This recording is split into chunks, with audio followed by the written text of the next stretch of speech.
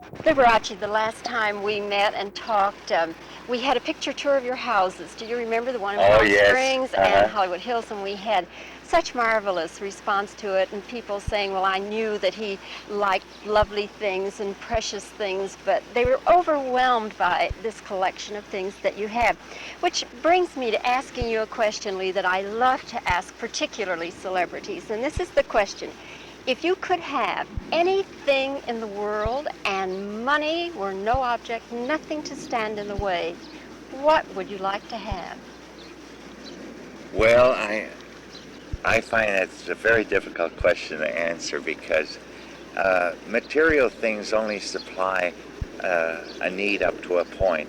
But I think the most precious possession anyone can have is the love of another person or the love of good friends.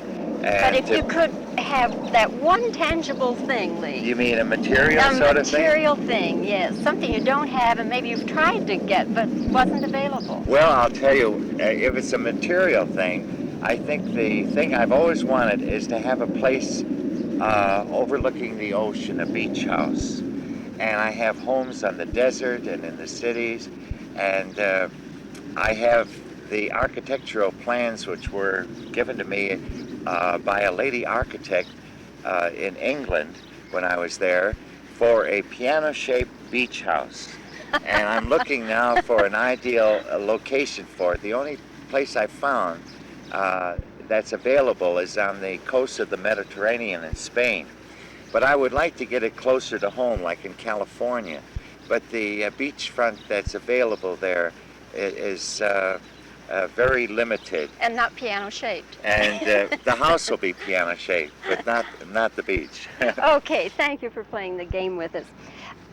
Liberace, I'm sure by now you all know, has written his autobiography, and he's going to have a couple of autograph parties in our Fort Worth, Dallas area, and we'll tell you about those parties. But Lee, I read the book, and I enjoyed it tremendously.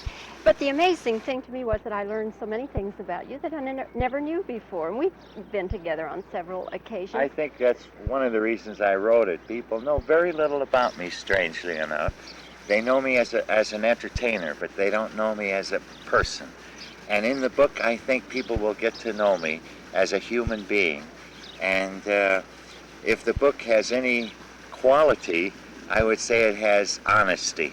And this, they tell me, is the prerequisite of any book.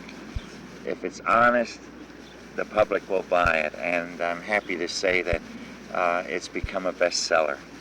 One of the things that I learned about you was, and I didn't know this, we all know precisely where we were and what happened on the day, November the 22nd, 1963. Yes. And I never heard that story of what happened to you on that day, Lee. That was a tragic day in my life and in the life of the people here in the Dallas area, and certainly in American history, because that's the day President Kennedy was assassinated. And it was also the day that I was stricken with an acute kidney failure, and everyone thought I was depressed because of the terrible news of the Kennedy assassination.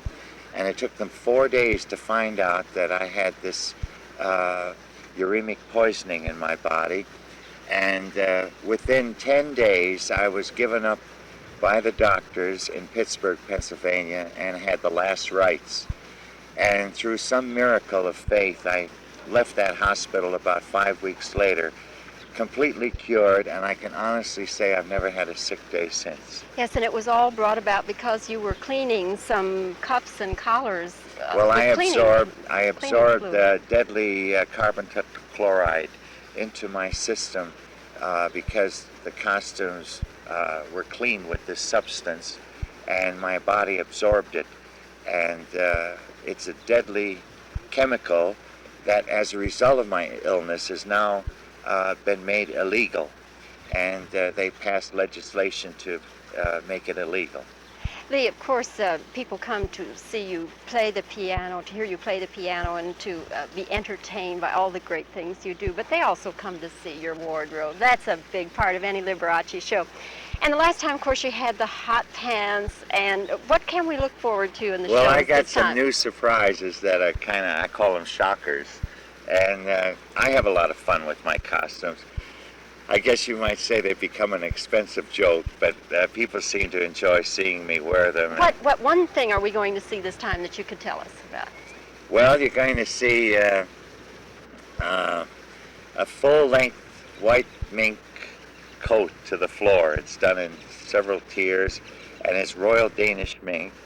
And What is its value? It's $30,000. And I wear that when I first come out, and of course I wear something underneath too, and that's the shocker, what I wear underneath. Lee, as always, it's great to see you. It's lovely to have you back in our Dallas-Fort Worth area, and continued good luck to you. Thank you, Bobbie. Nice to talk to you again in this beautiful Texas sunshine.